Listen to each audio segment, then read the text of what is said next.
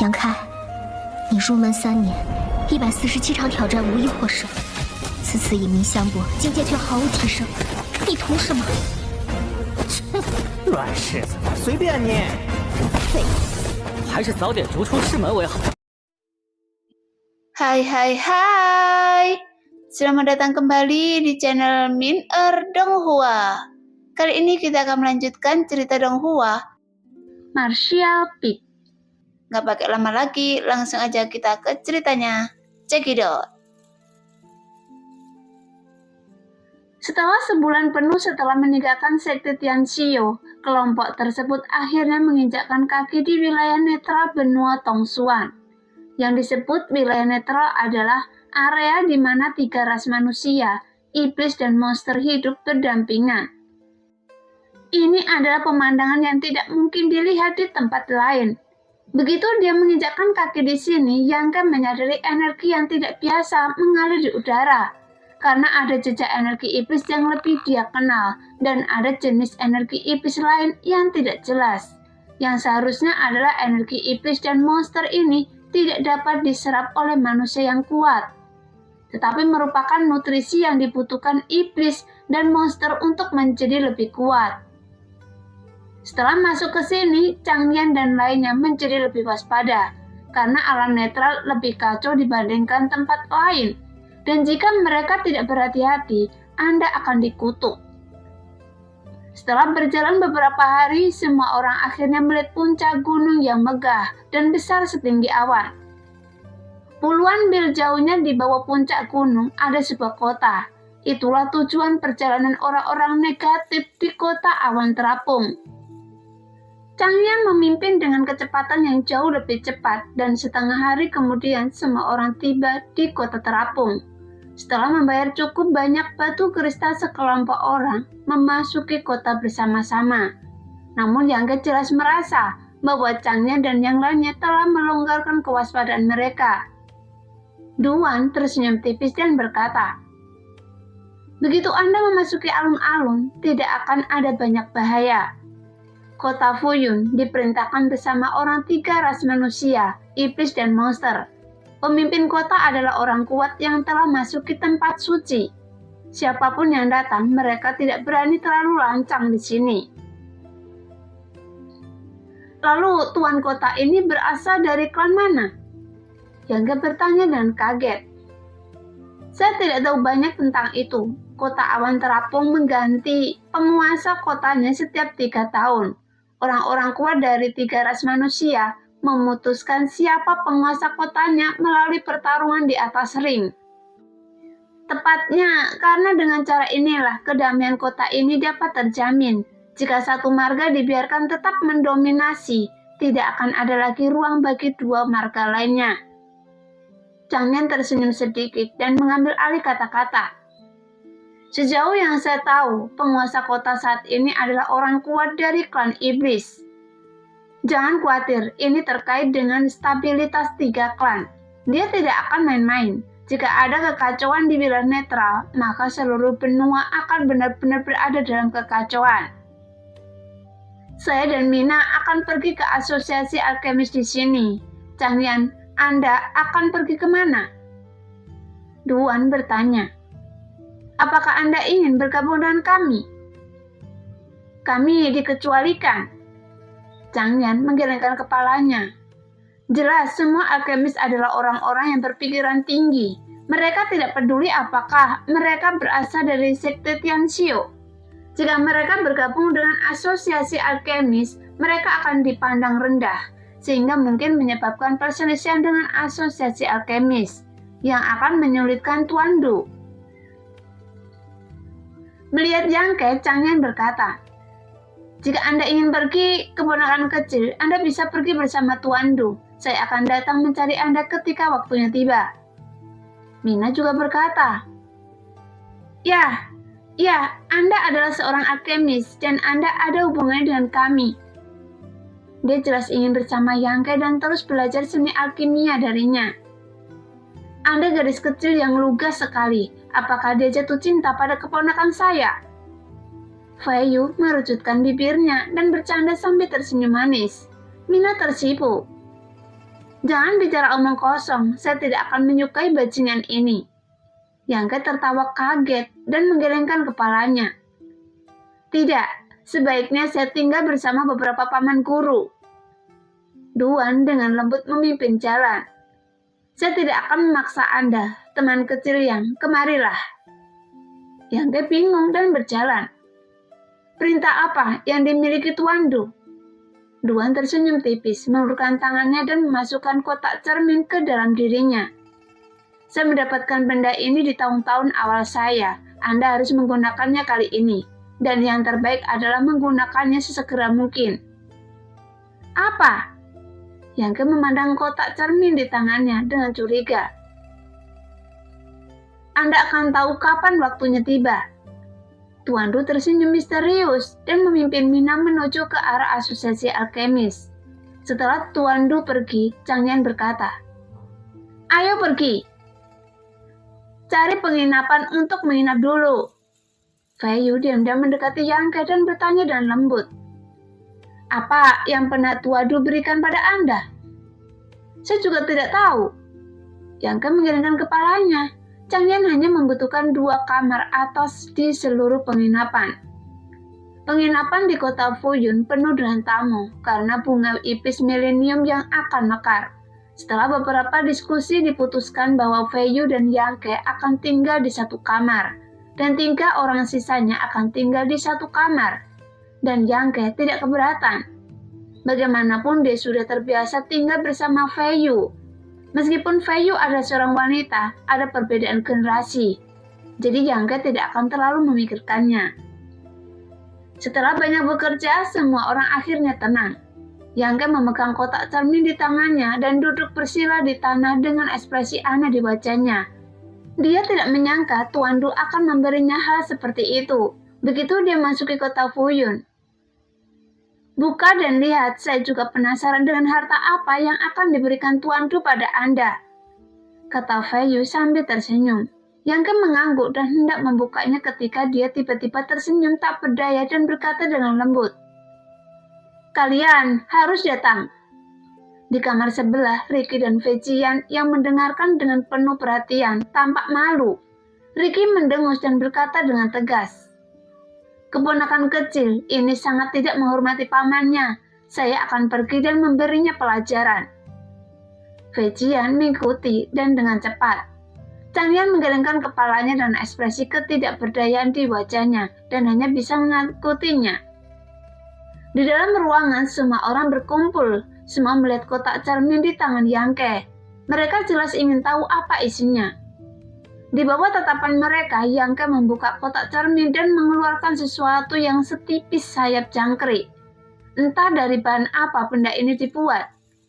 Dingin saat disentuh, dan terdapat beberapa lubang di lokasi tertentu pada benda ini. Sekilas benda ini tampak seperti potongan kulit yang direkam dari wajah manusia, sehingga terlihat menakutkan.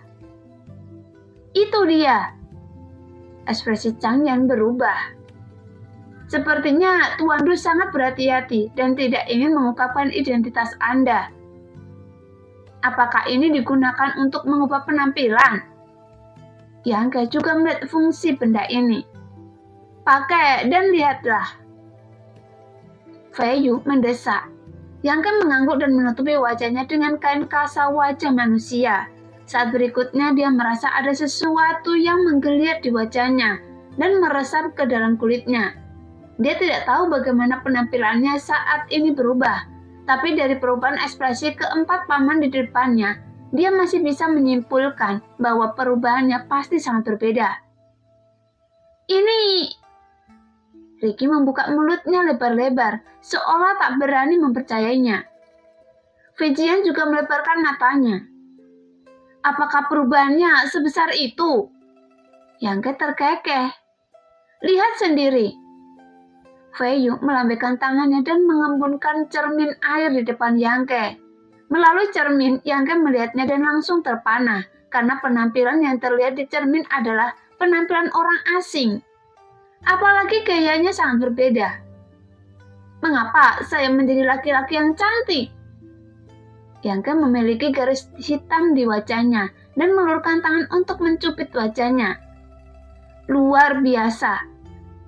Chang Yan tidak bisa menahan diri untuk tidak memuji. Harta karun rahasia ini sungguh menakjubkan. Tidak hanya mengubah penampilan Anda, tetapi juga mengubah nafas hidup Anda. Dengan ini, kami tidak perlu khawatir akan mengekspos Anda. Fei Yu tersenyum manis. Terima kasih banyak, Tuan Du. Saya masih pusing dengan masalah ini sampai sekarang. Karena Yang Ke ingin menggunakan obat yang memadatkan bunga ajaib berusia 1000 tahun di tebing Wang Tian, dia pasti akan diperhatikan oleh orang-orang yang tertarik. Akan sangat buruk jika dia bekerja terlalu mendapat perhatian. Dan harta rahasia yang diberikan kepadanya oleh Tuan Du memecahkan masalah ini dengan sempurna. Chang Yan dan yang lainnya juga mengetahui teknik penyamaran sederhana yang cukup untuk mengubah penampilan Yang Ke. Namun teknik penyamaran semacam ini masih mudah dideteksi oleh orang kuat dan tidak dapat mengubah nafas hidup Yang Ke. Namun sekarang mereka tidak perlu khawatir. Sekalipun penampilan Yang Ke kali ini menarik perhatian, tidak masalah jika dia menjadi sasarannya, karena yang dilihat dunia bukanlah Yang Ke sendiri. Tuan Du benar-benar memiliki banyak hal baik. Chang Yan menghela nafas. Terakhir kali dia mengeluarkan batu biru yang hanya dapat ditemukan di langit berbintang. Kali ini adalah harta rahasia penyamaran yang sangat kuat, khusus untuk alkemis tingkat tinggi. Jika menginginkan sesuatu, mereka tidak perlu melakukan apapun sendiri. Mereka hanya perlu mengirimkan pesan dan para pejuang yang meminta mereka membuatkan alkimia akan segera melakukannya untuk mereka. Entah itu memurnikan batu biru atau harta rahasia ini. Itu seharusnya merupakan hadiah yang diterima Tuan Du, karena membantu orang memurnikan ramuan selama bertahun-tahun. Keponakan kecil terlihat sangat baik seperti ini. Fei Yu tersenyum acuh tak acuh. Keponakan kecil saya menyukai pria cantik seperti ini.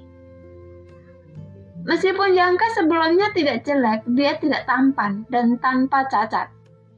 Kerja keras selama bertahun-tahun memberinya temperamen yang kuat dan kokoh sehingga dia terlihat menjadi lebih agung.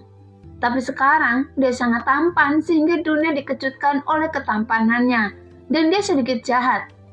Penampilan seperti itu cukup untuk memenangkan hati wanita manapun di dunia. Ekspresi Yang Ke acuh tak acuh. Setelah berpikir sejenak, dia tiba-tiba mengedarkan energi aslinya dan memusatkannya pada wajahnya. Saat berikutnya, wajahnya mulai menggeliat dan tak lama kemudian penampilannya sedikit berubah. Ini sempurna. Melihat ke cermin, Yang Ke mengangguk puas. Kenapa Anda mengubahnya? Kelihatannya bagus sekali sebelumnya. Meski yang ini lumayan, masih tidak sebagus sebelumnya. Fei Yu cemberut. Sempurna adalah kelemahan terbesar. Yang Ke menggelengkan kepalanya. Kelihatannya lebih alami seperti ini. Setelah mendengar apa yang dia katakan, Fei Yu juga mulai berpikir dalam-dalam dan mengangguk setelah beberapa saat. Setuju dengan sudut pandang Yang Ke. Oke, saya benar-benar perlu berterima kasih kepada Tuan Du suatu hari nanti. Dengan bantuan benda ini, kita benar-benar bisa berubah sekuat tenaga. Chang Yan menarik nafas dalam-dalam. Besok, saya akan pergi melihat ke langit dengan Ricky, Fei Jian untuk periksa situasi di sisi lain tebing. Waktu hampir habis, saya pikir banyak orang akan membuat pilihan ini. Periksa situasi terlebih dahulu, sehingga kita dapat membuat persiapan. Anda menunggu di kota untuk melindungi keselamatan keponakan kecil. Meski kota Fuyun relatif aman, bukan berarti tidak ada perkelahian. Saya tahu. Fei Yu mengangguk dengan serius. Setelah selesai berbicara, semua orang kembali ke kamar masing-masing untuk beristirahat. Yang Ke tidak melepas harta rahasia penyamaran di wajahnya, tetapi menyimpannya seperti ini untuk mengetahui kinerjanya. Saat malam tiba, di atas kota Fuyun, seorang laki tua dan seorang lelaki muda tiba-tiba muncul dengan aneh. Lelaki tua itu berambut putih dan berpenampilan tua. Di belakangnya ada seorang lelaki muda pintar, memandang kota Fuyun yang berisik dengan rasa ingin tahu. Orang tua itu juga memperhatikan dan setelah beberapa lama, secercah cahaya muncul di matanya yang keruh. Dia sepertinya tenggelam dalam ingatan dan terdiam untuk waktu yang lama. Guru, apakah ini kota awan terapung? Pemuda itu memandang orang-orang yang datang dan pergi ke bawah dengan penuh minat dan bertanya. Ya, namanya kota tidak berubah, tapi sekarang banyak hal telah berubah. Ribuan tahun sudah terlalu banyak berubah. Apakah puncak di sana tempat tebing Wang Tian berada? Pemuda itu melihat ke puncak yang jaraknya puluhan mil. Ya, bunga iblis 1000 tahun akan mekar di puncak itu. Orang tua itu mengangguk sedikit. Yao saya membawa Anda ke sini terutama karena bunga iblis 1000 tahun yang akan mekar. Anda telah mengikuti saya di pegunungan dan hutan belantara sejak Anda lahir. Jadi, Anda tidak tahu apa-apa tentang sifat manusia. Jadi ketika Anda sampai di sini, jangan menimbulkan masalah dan berhati-hatilah dengan sifat jahat dari hati orang-orang. Murid mengerti. Pemuda itu mengangguk dengan hormat. Tetapi guru, Anda juga pergi untuk memadatkan ramuan bunga iblis 1000 tahun saat itu. Bisakah Anda memberitahu saya tentang situasi di sana secara detail? Saya sangat ingin tahu tentang hal itu. Orang tua itu tersenyum sedikit. Sulit untuk dijelaskan. Ketika hari itu tiba, Anda secara alami akan mengerti. Baiklah, mari kita kunjungi penguasa kota di sini dulu. Saya ingat bahwa penguasa kota di sini seharusnya adalah generasi ketiga dari keturunan dari seorang teman lama saya. Guru, mohon pelan-pelan. Pemuda bernama Yao dengan antusias mendukung lelaki tua itu dan berjalan perlahan dari kehampaan. Sekarang banyak orang di kota memandang lelaki tua dan pemuda itu dengan takjub, tetapi mereka tidak terlalu memperhatikan. Lagi pula, ada terlalu banyak prajurit yang keluar masuk kota Fuyun. Lelaki tua itu tampak pikun seolah-olah akan mati. Dia terlihat melusuh, tapi perlahan dia memancarkan aura pria kuat. Di rumah tuan kota, orang-orang kuat dari 3 ras manusia, iblis dan monster berkumpul bersama. Tuan kota Augo adalah orang kuat dari klan iblis, sedangkan wakil penguasa kota Juliang dan Jin Zhao masing-masing adalah orang kuat dari ras manusia dan klan monster. Ketiganya adalah orang kuat yang telah memasuki alam suci. Setiap 3 tahun, ketiganya akan bersaing memperebutkan posisi penguasa kota. 2 lainnya yang kalah akan mengambil posisi wakil penguasa kota dan bersama-sama mengambil alih kota awan terapung. Saat ini, orang-orang kuat dari 3 ras sedang mendiskusikan hal-hal penting. Bunga ajaib berusia 1000 tahun akan segera mekar dan kota awan terapung penuh sesak.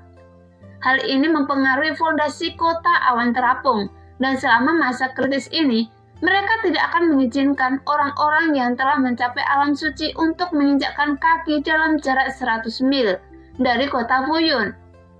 Bagaimanapun, bunga ajaib 1000 tahun adalah simbol kota Fuyun dan juga merupakan fondasi yang membawa kemakmuran bagi kota Fuyun. Selama 1000 tahun sebelum bunga ajaib mekar, banyak orang akan mengagumi keanggunannya dan para pejuang yang datang dan pergi akan membawa banyak manfaat bagi kota.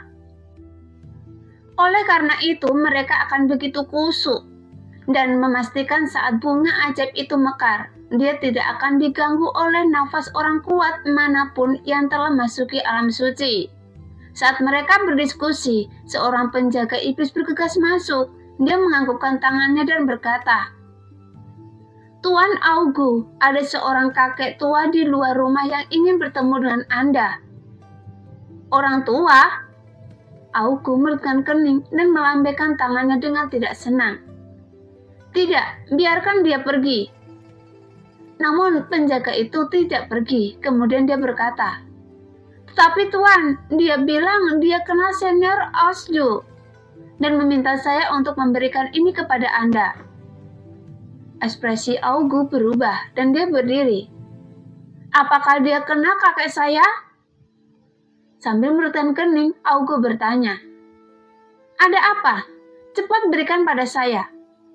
Penjaga itu dengan cepat memberikan barang itu. Augo hanya melihatnya sekilas, wajahnya berubah tiba-tiba, alisnya berkerut dan dia sepertinya sedang memikirkan sesuatu. Setelah beberapa saat, dia menyingkirkan benda itu dan berkata kepada Zhou Liang dan Qin Zhou, "Kalian berdua, pembicaraan hari ini cukup sampai di sini, karena saya akan bertemu seseorang. Tuan kota, jaga diri Anda baik-baik." Zhou Liang sedikit mengangguk. Setelah Augo pergi, Qin Zhou memandang ke pintu sambil berpikir dan berkata dengan suara yang dalam, "Saudara Li, orang ini bisa mengenal kakek Augo. Bukankah dia hidup selama hampir 1000 tahun?" Zhou Liang meliriknya. "Apakah ada banyak monster tua seperti itu di dunia ini?" Qin Zhou terkekeh. "Ada cukup banyak, tetapi tidak banyak orang kuat yang terkait dengan keluarga Augo. Saya tidak tahu apakah saudara Li menyadarinya." Penjaga baru saja membawanya masuk, tetapi tanda keluarga Augo selalu ada. Hanya mereka yang telah memberikan kontribusi besar yang berhak menerima satu. Sejauh yang saya tahu, keluarga Augo hanya mengeluarkan total 3 token hingga hari ini kepada pengikut keluarga Augo. Salah satunya ada di tangan umat manusia. Orang yang datang adalah ras manusia. Zhou Liang menyimpulkan bahwa dia tidak merasakan aura yang terlalu kuat dari luar rumah. Itu masalah besar. Ekspresi Qin Zhou berubah. Bagaimana mengatakan? Tahukah Anda manusia kuat mana yang mendapat tanda keluarga dari keluarga Augo? Zhou Liang bijaksana dan berkata dengan suara yang dalam. Untuk dapat membiarkan keluarga Augo memberikan tanda keluarga, ras manusia yang kuat ini sungguh luar biasa. Bagaimanapun, ketiga ras manusia, iblis dan monster memiliki kebencian yang dalam, dan pada dasarnya tidak berinteraksi satu sama lain, kecuali di wilayah netral. Keluarga Augo bukanlah keluarga kecil, dan jika dapat memberikan kontribusi yang besar pada keluarga seperti itu, maka ini ras manusia yang kuat hanyalah seseorang dengan tangan dan mata yang bisa mencapai langit. Saudara Qin, saya tidak tahu rahasia-rahasia ini. Jika Anda mengetahuinya, bagaimana kalau Anda memberitahu saya? Qin Zhou melihat sekeliling, mendekat ke Zhou Liang dan membisikkan beberapa kata. Ekspresi Zhou Liang berubah drastis. Serius? Anda tidak mungkin salah. Qin Zhou mengangguk dengan berat. Jika itu benar-benar dia. Zhou Liang dan Qin Zhou tidak bisa mengabaikannya dan duduk diam lagi. Mereka segera berdiri dan mengejar Augo. Di luar istana tuan kota, Augo bergegas. Setelah melihat lelaki tua di depannya, dia tertegun untuk waktu yang lama, dan kemudian dia membungkuk dengan hormat. Saya tidak menyangka lelaki tua ini ada di sini, dan saya di sini tidak menyambut Anda dari jauh. Jadi mohon maafkan saya, senior. Beberapa penjaga di luar mansion hampir melotot. Bagaimanapun klan iblis adalah klan yang sangat sombong dan tangguh. Yang kuat di antara klan iblis tidak akan pernah mudah tunduk pada orang lain. Dalam hal ini, bahkan lebih berlaku bagi Augo yang kuat terhadap siapapun yang datang. Apalagi dia masih manusia. Dari mana asal lelaki tua ini? Dia benar-benar membuat Lord Augo sujud. Beberapa penjaga linglung sejenak. Lelaki tua itu terkekeh. Kita sudah bertahun-tahun tidak bertemu. Sekarang pemuda saat itu juga sudah dewasa. Jarang sekali ada orang yang masih mengingat penampilan saya. Nah, bagaimana kabar Osdu sekarang? Augo berkata dengan sedih. Kakek saya meninggal 100 tahun yang lalu.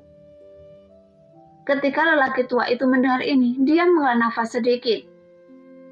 Semua teman lama telah tiada dan hanya saya yang masih hidup. Senior, apa yang Anda katakan?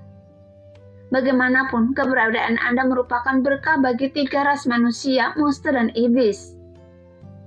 Saya semakin tua dan saya sudah tidak tahan lagi. Orang tua itu menggelengkan kepalanya perlahan. Adik laki-laki ini adalah... Mata Augu menoleh ke pemuda di sampingnya dengan ekspresinya yang curiga. Junior Zhaoyo telah bertemu dengan senior. Saya adalah murid guru. Pemuda itu memberi hormat dengan menangkupkan tinjunya dan mengumumkan nama keluarganya. Mata Augu berbinar dan dia tampak bersemangat. Senior, apakah Anda sudah menerima murid? Orang tua itu mengangguk. Saya akan mati, jadi saya hanya ingin ada yang meneruskan jubah saya. Anak ini memiliki kualifikasi yang baik, jadi saya akan menjaganya di sisi saya untuk belajar kepada saya. Anak muda, Anda sangat beruntung. Anda akan membuat iri semua makhluk hidup di dunia, karena memiliki seseorang seperti senior saya sebagai guru Anda. Dia juga melihat bahwa pemuda bernama Zhaoyo ini bukanlah ras manusia, melainkan ras iblis. Hanya saja energi iblis di tubuhnya tersembunyi dengan sangat sempurna, sehingga mustahil untuk mendeteksinya sekecuali kekuatannya setinggi miliknya. Augu diam-diam memuji, berpikir bahwa senior ini benar-benar berpikiran terbuka. Dia terlahir sebagai manusia, dan dia benar-benar menerima iblis sebagai murid tertutup. Ini mungkin dalam pikirannya, manusia, iblis, dan monster tidak ada batasan antara ketiga ras. Mereka semua adalah bagian dari dunia. Justru karena pandangannya itulah dia dikagumi oleh seluruh dunia. Untuk sesaat, dia sangat kagum. Sambil berbicara, Zholiang dan Jinzhou juga bergegas keluar dari istana tuan kota, mendatangi lelaki tua itu, menangkupkan tangan mereka dan berkata, "Saya telah bertemu senior." Mereka seharusnya Zholiang dan Jinzhou, wakil penguasa kota Fuyun kan? Kata lelaki tua itu sambil tersenyum tipis. Tepat sekali, mata senior seterang obor. Zholiang dan Jinzhou tiba-tiba bersinar, seolah-olah mereka tidak menyangka bahwa orang sebesar itu bisa mengenali mereka. Lumayan. Orang tua itu mengangguk dan berat. Kota awan terapung sangat makmur di bawah yurisdiksi kalian bertiga. Sepertinya kalian telah berusaha keras. Alangkah baiknya jika ada lebih banyak lagi orang-orang seperti Anda di dunia. Singkirkan kesenjangan dan hambatan rasial dan ketika saatnya tiba, semua orang di dunia akan menjadi satu keluarga. Saya tidak tahu apakah saya akan pernah melihat pemandangan seperti itu dalam hidup saya. Junior pasti akan bekerja keras. Zholiang dan Jinzhou dengan cepat mengungkapkan pendapat mereka. Saya tidak berani mengatakannya di tempat lain, tetapi di kota awan terapung ini, senior dapat melihatnya. Saya akan menunggu dan melihat. Orang tua itu tersenyum tipis. Senior, silakan masuk ke dalam dan bicara. Augu dengan cepat memberi isyarat undangan, seolah dia tidak senang membiarkan Zholiang dan Jinzhou berbicara dengan orang sebesar ini. Pria tua itu mengangguk sedikit dan melangkah maju. Pemuda Zhaoyo mendukungnya dengan erat. Zholiang dan Jinzhou mengabaikannya dan buru-buru mengikutinya, bertanya-tanya apakah mereka harus mengambil kesempatan ini untuk meminta senior ini membantu mereka menyempurnakan beberapa ramuan suci. Di dalam rumah, Augu mengadakan perjamuan untuk menyambut lelaki tua itu dan Zhaoyo. Meja anggur dipenuhi dengan anggur berkualitas, makanan lezat dari pegunungan dan lautan, serta buah-buahan spiritual dan embun giok. Orang tua itu hanya mencicipi sedikit buah spiritual dan kemudian berhenti bergerak. Sebaliknya, Zhaoyo melahapnya, makan dan minum dengan perut terbuka. Melihat ini, Zholiang dan Jinzhou meletakkan tubuh mereka dan sering bersulang untuk Zhaoyo. Setelah minum selama 3 putaran, Augu bertanya, "Senior, apakah Anda di sini untuk bunga iblis 1000 tahun?" "Iya." Orang tua itu mengangguk setengah mendengar kata-kata. "Tapi jangan khawatir, saya tidak akan melanggar aturan yang ada, juga tidak akan merugikan kepentingan siapapun. Yang terpenting adalah membawa murid muda ini keluar untuk melihat dunia. Kami percaya pada karakter senior." Augu mengangguk dan berat. Dengan identitas orang di depannya, jika dia benar-benar membutuhkan bunga iblis 1000 tahun, cukup satu kata saja, dan tidak ada yang akan menandinginya. Jika saatnya tiba, bunga iblis 1000 tahun di tebing Wang Tian hanya akan jatuh ke tangannya. Saya tidak punya tujuan lain untuk datang menemui Anda. Saya hanya ingin memastikan keselamatan murid saya, dan saya tidak mau repot mencari penggantinya. Senior, yakinlah bahwa tidak ada yang akan menyakiti di kota Fuyun. Saya akan menjaminnya dengan nyawa saya. Kalau begitu, giliran Anda. Nah, sebagai gantinya, saya bisa membantu kalian bertiga menyempurnakan ramuan suci untuk kalian masing-masing. Begitu kata-kata ini keluar, ekspresi Augu dan yang lainnya tiba-tiba menjadi bersemangat.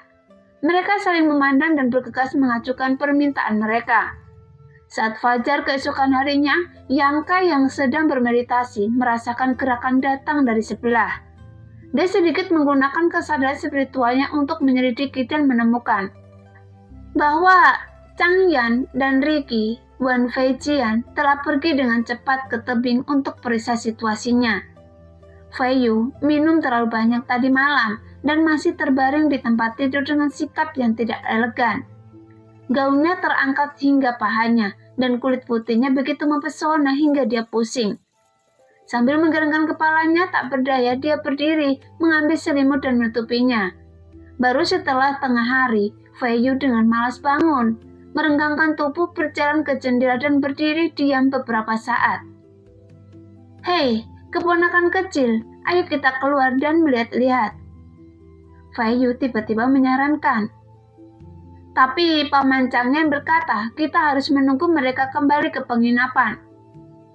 Jangan khawatir, secara umum tidak ada bahaya di kota Fuyun. Bahkan jika terjadi perkelahian sesekali, orang-orang dari istana tuan kota akan menghentikannya. Fei Yu mendekat dan duduk di samping Yangke, menghela nafas berkata, Mengapa Anda tidak keluar dan melihat-lihat? Jarang sekali datang ke sini. Apakah Anda bosan di dalam rumah? Mungkin Chang Yan dan yang lainnya membutuhkan waktu lama untuk kembali. Jadi haruskah kita menunggu di sini saja? Setelah mengatakan ini, dia dengan tidak hati-hati mengambil salah satu lengan Yangke, dan sehingga dada yang montok dan tegak menempel di sikunya. Wajah Yangke menjadi gelap. Oke, keluarlah, tapi jangan manfaatkan saya. Bajingan kecil. Fei Yu menggertakkan gigi dan berteriak. Keduanya membersihkan diri dan segera meninggalkan penginapan, berjalan di jalan yang ramai. Meskipun Fei Yu dengan menyarankannya, Yangke masih berencana untuk berjalan-jalan. Lagi pula, Tuan Du berkata, karena bunga iblis milenium akan segera mekar, banyak alkemis terkemuka akan berkumpul di sini. Dan pejuang dari seluruh dunia juga akan berkumpul di sini. Dengan lebih banyak orang, akan ada lebih banyak sumber daya. Segala jenis bahan obat langka, ramuan spiritual, dan ramuan yang jarang terlihat akan muncul di sini satu demi satu. Yangke perlu mengumpulkan beberapa bahan obat. Meskipun dia saat ini sedang menyempurnakan ramuan dengan bahan obat yang disediakan oleh Sekte Tianxiu, dia masih memiliki kebutuhan di bidang ini. Pertama, untuk budidayanya sendiri, dan kedua, untuk merencanakan klan iblis kuno di kastil Dewa Iblis. Ketika meninggalkan kastil Dewa Iblis, Liro memberinya daftar bahan yang dibutuhkan untuk memberikan ramuan tingkat suci. Setelah sekian lama, Yangke telah mengumpulkan 7 atau 8, tetapi masih banyak yang belum dia kumpulkan. Kali ini adalah kesempatan langka. Di kota Fuyu terdapat banyak toko, para pejuang berkerumun bahu-membahu, dan jumlah orang yang datang dan pergi sama banyaknya dengan ikan mas curucian yang menyeberangi sungai. Fei Yu memegang lengan Yangke dengan penuh kasih sayang dan berjalan bersamanya di jalan, sehingga melihat pemandangan pria tampan dan cantik langsung menarik perhatian banyak orang. Bibi guru, bukankah ini tidak bagus? Yangke merasa sedikit tidak nyaman. Saat berjalan, sesekali ada kontak fisik yang membuatnya merasa bersemangat. Ada apa? Saya bertanggung jawab untuk melindungi Anda. Anda bajingan kecil. Apakah Anda bereaksi terhadap bibimu? Feiyu menatapnya dan tersenyum manis. Yang mengangkat bahu. Saya seorang pemuda dan ini normal. Hanya saja jangan terlalu memikirkannya. Feiyu terkekeh. Sepertinya menikmati situasi ini dan berbisik kepada Yang sambil berjalan. Sepanjang jalan di bawah bimbingannya, Yang dapat secara akurat membedakan mana yang merupakan anggota klan iblis dan mana yang merupakan anggota klan monster. Di benua Tongsuan terdapat 3 ras manusia, yaitu ras manusia dan ras iblis, diikuti oleh ras monster. Dan ras monster adalah yang terkecil. Alasan mendasarnya masih karena kelangkaan kelompok transformasi klan monster. Karena kolam transformasi adalah fondasi klan monster. Jika mereka telah mencapai tingkat kekuatan tertentu, mereka dapat berubah menjadi tubuh manusia melalui kolam transformasi dan mengembangkan pikiran yang tidak kalah dengan manusia. Jadi dapat dikatakan bahwa setiap klan monster yang bertubuh manusia adalah orang yang kuat, yang sangat berbeda dengan 2 klan lainnya. Tapi bukan itu masalahnya. Ada juga beberapa klan monster kuat yang bisa berubah menjadi bentuk manusia sejak lahir.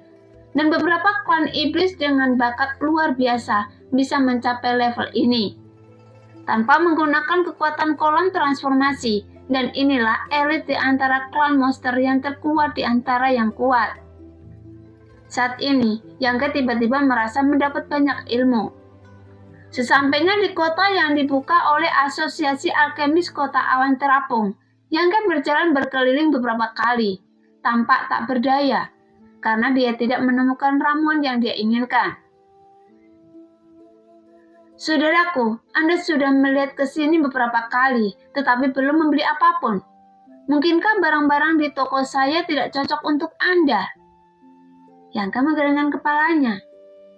Semuanya bagus, tapi tidak ada yang saya inginkan. Saudaraku, Anda adalah seorang alkemis, kan? Yang mengangguk ringan dan menunjukkan papan nama alkemisnya. Penjaga toko mengambilnya dan memeriksanya, dan tiba-tiba tergerak, dan ekspresinya tiba-tiba menjadi lebih ramah dan ramah. Saya tidak tahu bahan obat apa yang Anda inginkan. Jika nyaman, Anda bisa memberitahu saya. Mungkin saya dapat membantu Anda. Nah, demikianlah cerita hari ini. Terima kasih yang sudah menonton video Min Earth sampai selesai. Sampai jumpa di video selanjutnya. Bye-bye.